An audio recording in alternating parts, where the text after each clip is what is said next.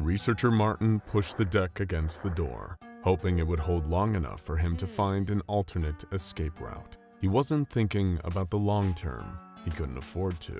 With the Foundation's global reach, he'd never truly escape them, never be able to make it away, condemned to spend the rest of his life on the run from the organization he'd devoted his life to. It was too overwhelming to even attempt to reckon with that, especially with the pounding of a fist against the door. He scrabbled around, opening windows to try and see if there was a safe way down. Technically, none of this was his fault, at least in his mind. The administrative login information he'd used to access the file shouldn't have been left so easy to find. That was just poor cybersecurity on the Foundation's part. Researcher Martin had been tasked with compiling information on SCP-001, one of the most infamous anomalies ever encountered in the Foundation's long and storied history, or multiple of them at least. What Martin had come to learn was there were numerous entities within the Foundation's files that all acted as proposals for SCP-001. Some were creatures, the typical kind of anomalous entities the Foundation dealt with on a regular basis, but some of the proposals focused on more abstract anomalies, and somehow, those were more existentially terrifying than any evil godlike being bent on destroying reality. Theories about the very source of anomalies themselves, that their very existence might have been predetermined by some otherworldly force. Then there were the other proposals that named parts of the Foundation as the true SCP-001. Those seemed to suck Researcher Martin in like a vortex, dragging him down a deep, dark rabbit hole that made him start to question everything he thought he knew about working for the SCP Foundation, and the one that had toppled him into a full-blown conspiracy-obsessed stupor that there was no coming back from, the Noir Box proposal. The weighted head of a battering ram splintered the wooden surface of the door, spraying fragments over the room. The table propped up to keep it shut toppled under the force of the entry as a squad of shadowy figures in full black combat gear rushed inside. The mobile task force surrounded the cowering researcher, keeping their weapons trained on him. Researcher Martin, pleading for his life, started gesturing to the walls of the room around him that had been plastered with hastily scrawled diagrams and equations. Martin tried desperately to find some concise, easy-to-understand way of explaining to the soldiers what he'd uncovered.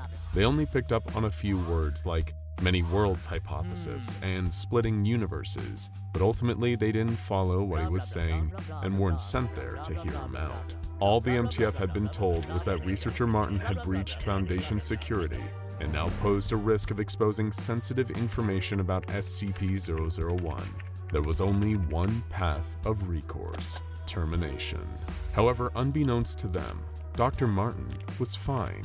At least a version of him was. One who never learned about the Noir Box proposal for SCP-001 and hadn't gone mad trying to unravel its mysteries. Instead, he was a respected higher-ranking member of the Foundation who was alive and well, in a completely different timeline. The formation of the SCP Foundation has always been shrouded in mystery, with nobody really knowing what the true origin of the organization is, and what is merely just a cover story left in the archives to keep the truth hidden. SCP-001, the Noir Box proposal at least, might hold the answers to the questions surrounding how the Foundation came to be. 3 times over. Known as the Tindalos Trinity, the file pertaining to this anomaly is buried deep in the SCP Foundation's database, under layers upon layers of encryption and security clearance requirements. It requires someone at the very top level of the Foundation to access, a member of either the Overseer Council or the Foundation's High Command, or Overwatch. But wait, what are those? Aren't they the same thing? Well, yes and no. The exact name of the high-ranking secretive group that runs the Foundation has often been interchangeable, whether they're known as the O5 Council, the Overseer Council, etc. But what if it wasn't just many different names for the same governing body, but actually separate names for alternate versions of the ones who control the SCP Foundation? Allow us to explain. All 3 of these groups, the Overseer Council, High Command, and Overwatch, have come to a consensus that SCP-001 is an anomaly that connects with the Foundation's very origin. They believe that the founder of the SCP Foundation, also known as SCP-001, was anomalous in some way, that cause them to interact with time in an unusual fashion.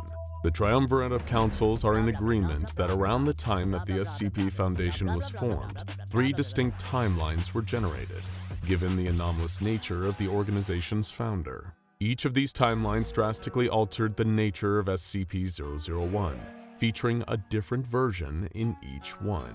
In the first, commonly known as Timeline HC, where the Foundation is run by a high command, SCP-001 was an anomalous human corpse. This timeline's SCP-001 still exhibited all the behavioral characteristics of a normal human being, but could additionally replicate itself at an erratic, uncontrollable rate, usually when performing tasks that could have multiple possible outcomes. SCP-001 in Timeline HC also interacted anachronistically with its environment, passing through solid matter that predated it or would outlast it.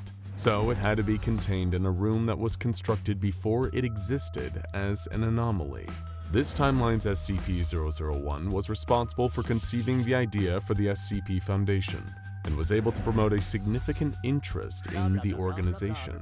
However, they were assassinated before the Foundation was officially codified, with the culprits being a version of Mobile Task Force ALP-0, who are believed to have originated from either of the other 2 timelines. While this seems to have been done to deter the Foundation forming in this timeline, it seems to have had the opposite effect. Despite the assassination of SCP-001, occurring before the official formation of the SCP Foundation in Timeline HC, this version of the Foundation was successfully codified by the 13 members of what they referred to as High Command. Given the anomalous circumstances around the death of SCP-001, it provided a catalyst for the organization to immediately establish itself as this timeline's protection against the threat posed by anomalous entities. The body of SCP-001 was placed in the building that had been its childhood home, securing it somewhere that predated them to negate their anomalous properties. This made them the first anomaly contained by Timeline HC's version of the SCP Foundation, posthumously garnering them the official designation of SCP-001. So that's the first of our 3 timelines at play. The events that unfold in the second are considerably different. In this timeline, Timeline OC, the Foundation was initially created by a different SCP-001. This entity, referred to primarily as the Founder, appropriately enough, was a human being known to possess anomalous temporal abilities. The Founder was known to also be immortal, showing no visible signs of aging, and with a resistance to external damage that prevented him from being directly killed. Any injuries he sustained could be healed, but only at the same rate typical of an average human being. The temporal side of his anomalous properties pertained to predicting the future. The Founder was able to, with an inarguable level of precision and accuracy, forecast events before they occurred. His foresight, it appeared to the Foundation, was not inciting these events to happen as he predicted them. However, everything he ever predicted would occur became an inevitability, impossible to delay, avert, or alter through any means. During the events of Timeline OC, and as his preferred nickname implies, the Founder was the sole figure responsible for establishing this version of the SCP Foundation. In this course of events, the O5 Council of this timeline were known as the Overseer Council. It was, however, while he was in the process of establishing the organization that things started to go awry. Whether he was able to predict this occurrence or not is unknown, although it seems to have corresponded with the MTF ALP-0 assassination of SCP-001 in the other timeline, Timeline HC. In Timeline OC, at the same time as the assassination in Timeline HC, the Founder began to exhibit his anomalous temporal properties in front of the original members of Overseer Council. However, it should also be noted that there was no recorded presence of MTF ALP-0 in Timeline OC. Believing the Founder to be a potential danger to the Foundation they had all helped to create, the founding Overseer Council classified him as an anomalous threat. They immediately devised a set of containment measures for the Founder, now designating him as SCP-001, the first anomaly contained by this timeline's version of the Foundation. He was placed within a standard humanoid containment cell and given regular meals, while personnel were forbidden to communicate with him. Given his role in establishing the Foundation in this version of events, SCP-001 is naturally in favor of containing and analyzing anomalies. However, not when that includes him. and insisted that he be released. According to one of his predictions for forthcoming events, he requested to be allowed to build the device, but refused to elaborate on the intended purpose of it. SCP-001 even refused to allow other members of Foundation personnel to construct the device on his behalf for testing purposes. The third of these timelines is referred to as Timeline OW, wherein the leading body of the Foundation are known as Overwatch. Here, just like the previous iterations of its history, the description of SCP-001 and their role in forming the SCP Foundation differs. In this timeline, SCP-001 is an anomaly that consists of two distinct parts. The first of these is a figure not dissimilar from the Founder. Referred to as SCP-001-1, this person is also a functionally immortal human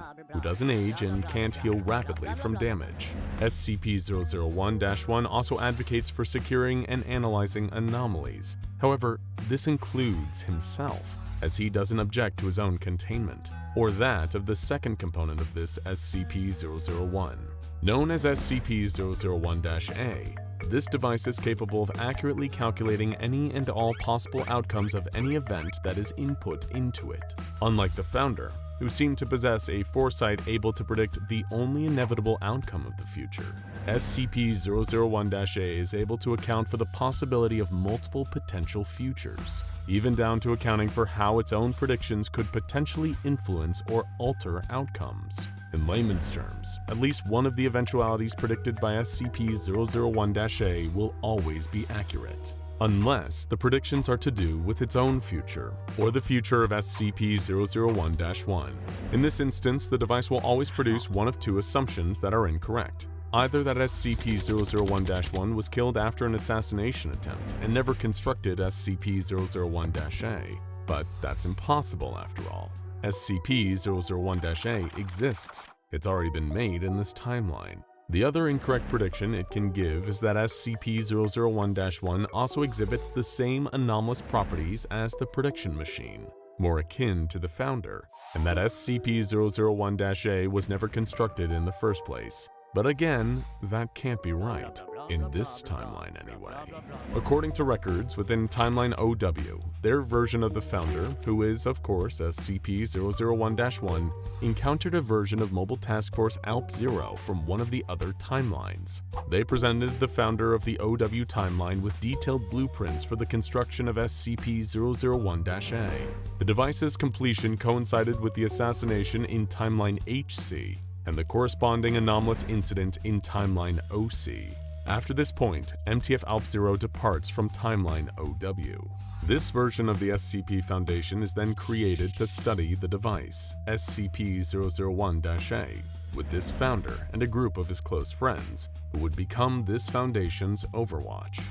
Following this initial research group's discovery of other anomalous phenomenon that threatened the rest of society, the team's goal expanded to research anomalies and protect the world from the danger they posed. However, the rest of the Overwatch began to age at a natural rate. While the Founder didn't recognize this, he volunteered to be contained and studied, thus becoming a component of this timeline's SCP-001. Stepping back and looking at all of these timelines, there seems to be a number of marked similarities, particularly relating to how the Foundation was established and how a figure, usually the one who founded the organization, possessed anomalous means of interacting with time and temporality. Under normal circumstances, interaction between alternate timelines should be impossible. But the preservation of information about all three on the SCP Foundation's database has somehow enabled all three timelines to communicate with each other. Through exchanging intelligence via their own versions of the database, all three iterations of the Foundation across the three timelines have learned that almost all of the anomalies they have encountered since being established are exclusive to their own timeline. There are a total of 17 anomalies that have been confirmed to exist across the three timelines. But there is a concerning factor in all this: the presence of an anachronistic military group referring to itself as MTF-ALP-0. This Mobile Task Force's direct involvement in the events of both Timeline HC, where they assassinated SCP-001, and Timeline OW, where they provided schematics for SCP-001-A, raises an awful lot of questions. This MTF had to be acting on orders of the Foundation, but which version in which timeline? The consensus among the leading committees of all three, the High Command, Overseer Council, and Overwatch, is that at some unknown date in the future, each of them will inevitably send their own version of MTF Alp Zero back in time to alter the Foundation's past. And in a sense, they've already done it, and seen how this altered the circumstances in order to inadvertently create the Foundation. But this poses the risk of one of these timelines overriding another, thus meaning all information garnered by alternate iterations of the Foundation could be lost. So, putting their heads together, these Foundation leading committees come to the conclusion that they need to attempt to merge all three timelines. And it seems the way to do so is using the device that Timeline OC's founder wanted to build, and that Timeline OW's founder was able to construct. This device is how this proposal for SCP-001 was given its nickname, the Noir Box. The intention of the Noir Box is to shunt all three timelines into a stable joint path, like turning loose strands into a single length of twine. As such, the leading committees of all three different timelines have agreed to share their intel on how each of them can safely create their own Noir Boxes, and all three will be used to merge the timelines. Every member of High Command, the Overseer Council, and Overwatch sign off on it, but whether or not the plan works is another matter. The fabric of time is delicate, and one wrong move could tear everything apart. Now check out SCP-001 Noir Box Proposal Hated Caesar and SCP-001 Overlord Censure for more.